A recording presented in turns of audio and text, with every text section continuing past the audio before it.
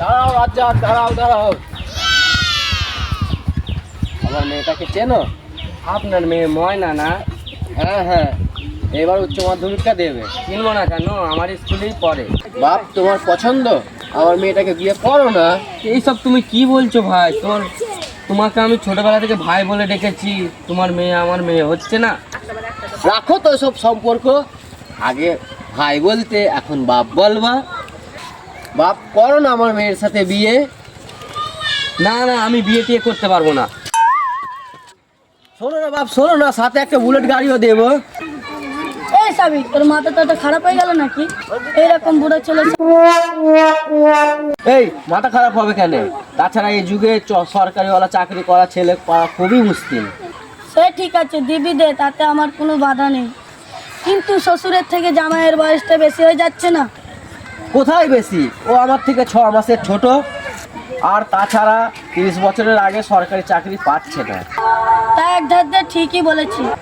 চ চ, ভুঁইটা নিড়িয়ে নিয়ে গেল।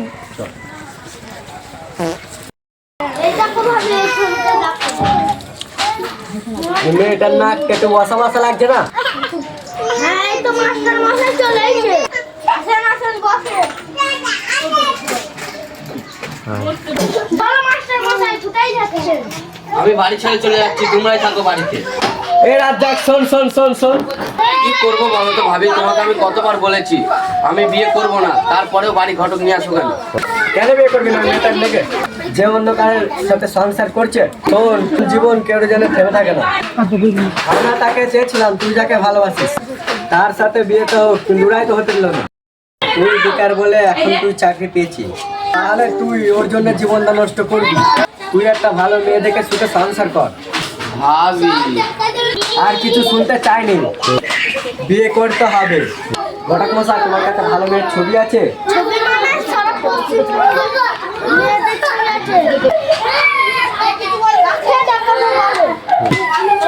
আমি কারোর ছবি দেখবো না, আমি বিয়ে করতে রাজি। নাও নাও, ছবি দেখাও। দেখো দেখো।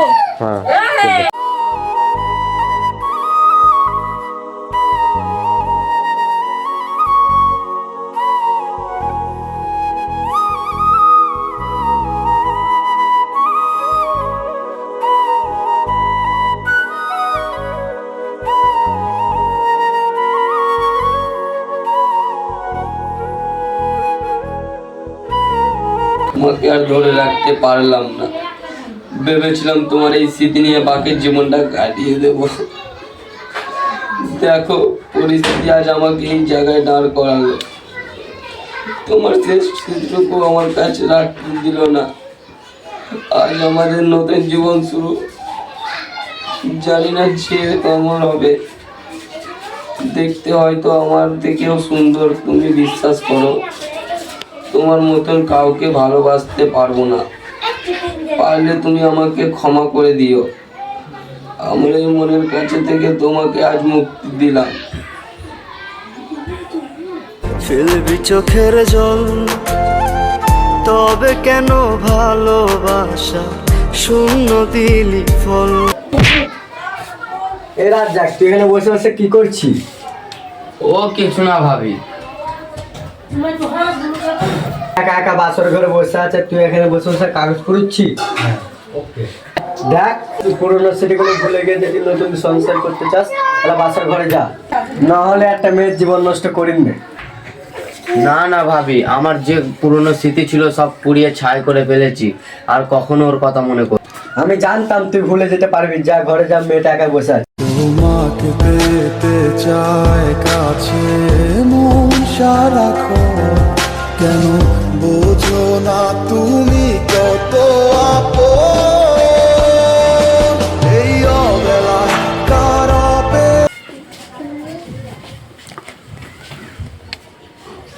ওইভাবে কি দেখছেন?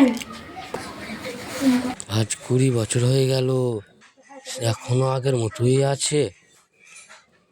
না না, এটা কিভাবে সম্ভব? কি হলো, কি ভাবছো? ও কিছু না।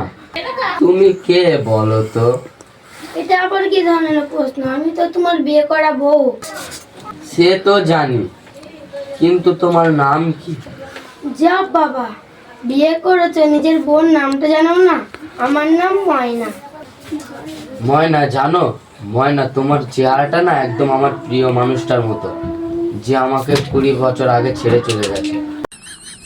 চলে গেছে মানে? তুমি কি কাউকে ভালোবাসতে? হ্যাঁ, আমি একটি মেয়েকে আমার নিজের জীবনের চেয়েও বেশি ভালোবাসতাম। আমার প্রিয় মানুষটা আমাকে বলেছিল একটা সরকারি চাকরি জোগাড় করতে। তাকে আমি বলেছিলাম আমাকে কয়েকদিন সময় দিতে, কিন্তু ও বলেছিল সময়টাই তো নাই। বাড়ি থেকে একটা স্কুল মাস্টারের সাথে বিয়ে ঠিক করে ফেলেছে। এখন আমার কিছু করার নাই। এই নাও বিয়ের কার্ড, পারলে আমাকে ক্ষমা করে দিও। ময়না, তোমাকে ছাড়া আমি বাঁচতে পারবো না। সেদিন আমার কাছে চাকরি ছিল না বলে আমাকে ছেড়ে চলে গেছিল। আজ দেখো আমার কাছে টাকা পয়সা বাড়ি গাড়ি সব আছে, কিন্তু ময়না নেই। তুমি কি নাম বললে? ময়না? ময়না তোমার মায়ের নাম।